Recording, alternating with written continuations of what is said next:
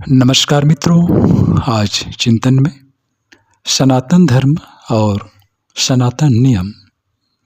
कहा गया है कि जो जैसा सोचता है और करता है वह वैसा ही बन जाता है। निश्चय ही मनुष्य के प्रत्येक विचार का एक सुनिश्चित मूल्य है। शारीरिक बल, मानसिक बल अथवा आध्यात्मिक बल, व्यावसायिक सफलता, प्रतिभा, प्रखरता और अपने संपर्क से दूसरों को मिलने वाला आनंद, इन सब का आधार अपने विचार ही है। जिस दिशा में भी हम अपने मन को चलाते हैं उसी दिशा में से हमारी आत्मा अनुकूल अदृश्य तत्वों को अपनी ओर खींचती है। रसायन शास्त्र का भी यही नियम है और अध्यात्म शास्त्र का भी। यह नियम केवल उन्हीं पदार्थों पर लागू नहीं होता जिनको हम देखते रहते हैं, क्योंकि जितने भी पदार्थों को हम अपने चर्म चक्षुओं से देखते हैं उनसे असंख्य गुने अधिक सूक्ष्म पदार्थ हमारी आँखों से अगोचर रहते हैं। कारण सृष्टि का, विश्व ब्रह्मांड का उद्भव, विकास, सूक्ष्म तत्वों, अदृश्य ऊर्जा संघटनों के प्रकटीकरण का या स्थूलीकरण के फलस्वरूप हुआ है। यही बात वैचारिक दृष्टि के संबंध में भी लागू होती है।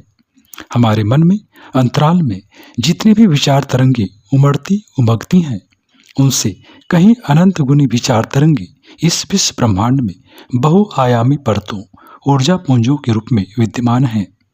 सृष्टि के निर्माण काल से लेकर अब तक की सभी भली बुरी विचार तरंगे अनंत आकाश में तैर रही हैं। अपनी प्रकृति, क्षमता, आवश्यकता और मनोवृत्ति के अनुरूप हम उन्हें आकर्षित और अवधारित कर सकते हैं तथा मनोवांछित दिशा में प्रगति कर सकते हैं। अध्यात्मवेत्ताओं की सम्मति है कि आध्यात्मिक और भौतिक पदार्थों के बीच एक समान नियम काम कर रहा है। जो उदासीन प्रकृति के व्यक्ति होते हैं वे उदासीन वस्तुओं, विचार तरंगों को आकर्षित करते हैं। जो मनुष्य सदैव निरुत्साही तथा अपनी विजय में विश्वास नहीं रखने वाले होते हैं वे कभी विजयी नहीं बन सकते, उल्टे दूसरों के लिए भार रूप सिद्ध होते हैं। परंतु उत्साही, श्रमशील, श्रद्धालु और आनंदयुक्त पुरुष विजय के तत्वों को ही आकर्षित करते हैं। इसी तरह ईर्ष्या, द्वेष, बैर भाव से संपन्न व्यक्ति निरंतर उसी तरह की विचार तरंगों एवं तत्वों के मध्य गोता लगाते और उन्हें आकर्षित करते रहते हैं और पतन पराभव के गर्त में गिरते हैं। इसी सत्य को समझाने के लिए भगवान बुद्ध ने कहा था, बैर कभी बैर से शांत नहीं हो सकता, वरन अबैर अर्थात प्रेम से ही शांत होता है। यही सनातन धर्म और सनातन नियम है। पर सेवा, परोपकार, भलाई आदि का कार्य करना ही प्रकृति में उपस्थित शुभ और शक्तिवान तत्वों, विचार तरंगों को अपनी ओर आकर्षित करने का सर्वोत्तम साधन है।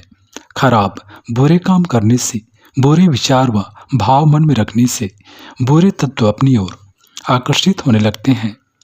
मित्रों, आकर्षण का यह नियम प्रत्येक लोक में समान रूप से काम करता है। हम जिस चीज की इच्छा करते हैं और आशा रखते हैं वही हमारी तरफ खींचकर चली आती है। हम अच्छा तो एक वस्तु की करें और आशा दूसरी चीज की रखें तो उसका परिणाम इस कहावत के अनुसार चरितार्थ होगा, दो घरों का मेहमान भूखों मरता है। ऐसा व्यक्ति जीवन में कोई लाभ नहीं उठा सकता।